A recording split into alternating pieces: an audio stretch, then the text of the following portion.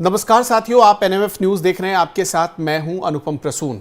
आज प्रधानमंत्री नरेंद्र मोदी ने महाराष्ट्र को बड़ी सौगात दी और मुख्यमंत्री देवेंद्र फडणवीस की मौजूदगी में एक बहुत बड़ा तोहफा महाराष्ट्र को मिला है। जैसा कि आपको पता है कि अमृत भारत स्टेशन योजना की शुरुआत हो गई है, जिसपे 103 ऐसे स्टेशनों को चुना गया है जिनको ऐसे सजाया और संवारा जाएगा या जिनको इस हिसाब से बदला जाएगा कि उस स्टेट की जो संस्कृति है, जो उस स्टेट का कल्चर है, वो स्टेशन के जरिए परिभाषित की जा सके। इस तरह की कोशिश है मोदी सरकार की और भारतीय रेलवे की। और आपको पता है एक बड़ी बात, महाराष्ट्र जो कि एक कल्चरल हेरिटेज अपने भीतर संजोए हुआ है, महाराष्ट्र को इनमें से सबसे ज़्यादा स्टेशन मिले हैं। ऑलमोस्ट सबसे ज़्यादा स्टेशन महाराष्ट्र को मिले हैं। महाराष्ट्र के लिए ये एक बड़ी उपलब्धि भी है, जहां वीर शिवाजी जैसे महापुरुष हुए। और महाराष्ट्र में जब आप देखेंगे तो हम आपको उन स्टेशनों के नाम भी बताएंगे जिनको अमृत भारत स्टेशन योजना के तहत शामिल किया गया है। आपको एक और जानकारी देना चाहते हैं कि अमृत भारत स्टेशन योजना की शुरुआत सिर्फ इसलिए नहीं की गई कि उस स्टेट की संस्कृति को आगे लाया जाए, बल्कि माना यह जा रहा है कि ये भारतीय रेलवे के इंफ्रास्ट्रक्चर डेवलपमेंट की दिशा में एक बहुत बड़ा क्रांतिकारी कदम उठाया गया है। मतलब यहां से अब आप भारत के कई स्टेशनों को बदला हुआ देखेंगे, लेकिन इसकी शुरुआत बस 103 स्टेशनों से हुई है। महाराष्ट्र में जिन स्टेशनों को इसके तहत शामिल किया गया, उनके नाम आपको बता देते हैं। उनके नाम है आमगांव, चंदा किला, चिंचपोकली, देवलाली, धुले, Kedgaon, लालसगांव, लोनंद junction, Matunga, Murtizapur junction, Netaji Subhash Chandra Bose Itwari junction, Parel, Savda, Shahad, Wadala road. तो ये वो स्टेशन है। जब आप देखेंगे तो इन स्टेशनों को महाराष्ट्र में अमृत भारत स्टेशन योजना के तहत रखा गया है।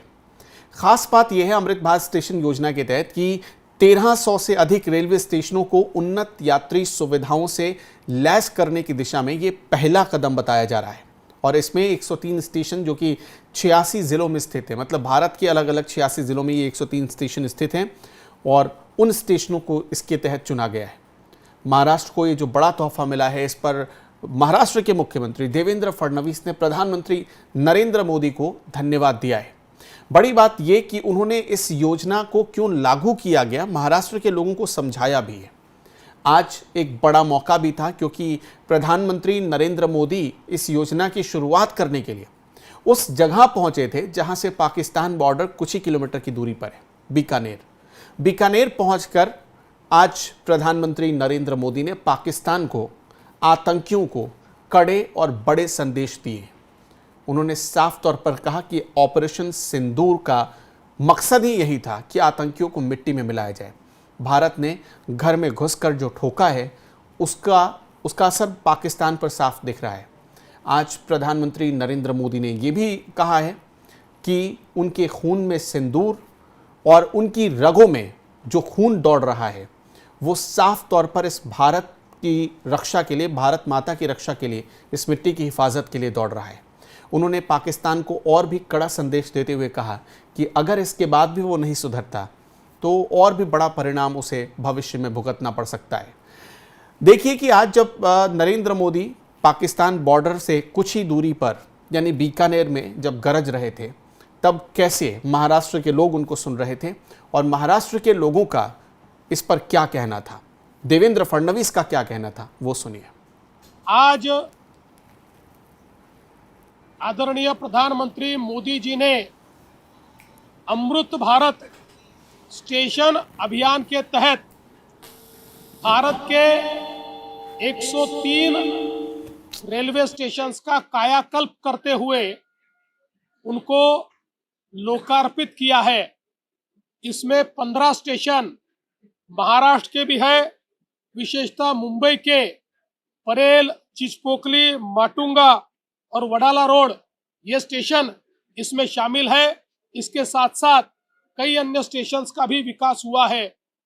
अकेले महाराष्ट्र में मोदी जी 100 से ज्यादा स्टेशंस का विकास कर रहे हैं और विशेष रूप से हमारा मुंबई का सबसे महत्वपूर्ण स्टेशन छत्रपति शिवाजी महाराज टर्मिनस, इसका कार्य 2,800 करोड़ रुपया खर्चा करके मोदी जी संपन्न कर रहे हैं।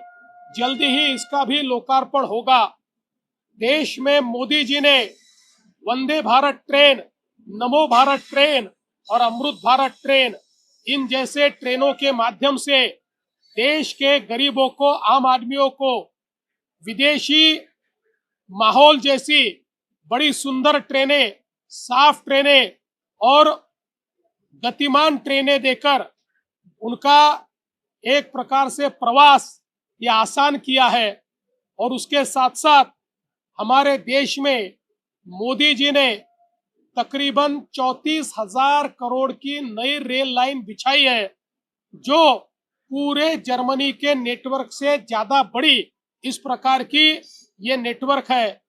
हमारे देश के रेलवे का कायाकल्प करने के लिए मैं प्रधानमंत्री जी का आभार व्यक्त करता हूं और विशेष रूप से इसके कारण महाराष्ट्र के प्रवासियों को जो सुविधा मिल रही है उसके लिए उनका आभार व्यक्त करता हूं। आज बीकानेर से मुंबई तक की एक्सप्रेस ट्रेन भी शुरू हुई है, उसके लिए भी मैं उनका आभार व्यक्त करता हूं। प्रधानमंत्री जी ने इस कार्यक्रम में नव भारत का निर्धार, नव भारत का संकल्प हमारे सामने रखा है और मोदी जी ने स्पष्ट कर दिया है कि अगर आतंकवादी कार्रवाई होगी तो सेना को खुली छूट है, उसका जवाब युद्ध के साथ होगा। उसके साथ साथ मोदी जी ने यह भी कहा है कि जो आतंकवादी घटना करते हैं उनके आका और उनकी सरकार, इनको अलग नहीं देखा जाएगा।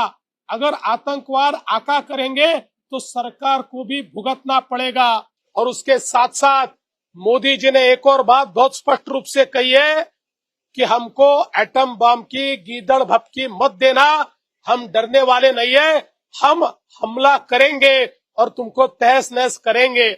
मैं ऐसा मानता हूं ये नए भारत की हुंकार मोदी जी ने आज दी है और हम उसका स्वागत करते हैं। ज्योति मल्होत्रा के मामले में लालबाग में जाकर उसने रोक के देखी थी, कई जगहों पर घूमी है, ब्लॉग्स बनाए हैं और जिस तरीके से अरेस्ट भी हुई है, लेकिन कहीं ना कहीं सवालिया निशान है ज्योति मल्होत्रा को। देखिए, इस प्रकार के लोग व्हाइट कॉलर्ड बनकर किस प्रकार से देशद्रोह करते हैं, ये ज्योति मल्होत्रा के केस में हमको दिखाई पड़ता है। अब उसने कहां कहां रीकी की है ये धीरे धीरे ध्यान में आ रहा है और ऐसे और कौन लोग हैं इनको भी आइडेंटिफाई किया जा रहा है। भारत के खिलाफ जो भी साजिश करेगा हम उनको छोड़ेंगे नहीं। इस तरीके की मिले हैं वहां पे। देखिए, विधान मंडल की कोई भी कमेटी अगर कहीं जाती है और उसके बर्ताव पर कोई प्रश्न चिन्ह खड़ा होता है तो हमारा फर्ज बनता है कि दूध का दूध और पानी का पानी होना चाहिए। इसलिए हमने ये तय किया है कि इसके बारे में एसआईटी के माध्यम से हम लोग उसकी तफ्तीश करेंगे और साथ साथ हमारे विधानमंडल की अध्यक्ष जी और सभापति जी को मैं निवेदन करूंगा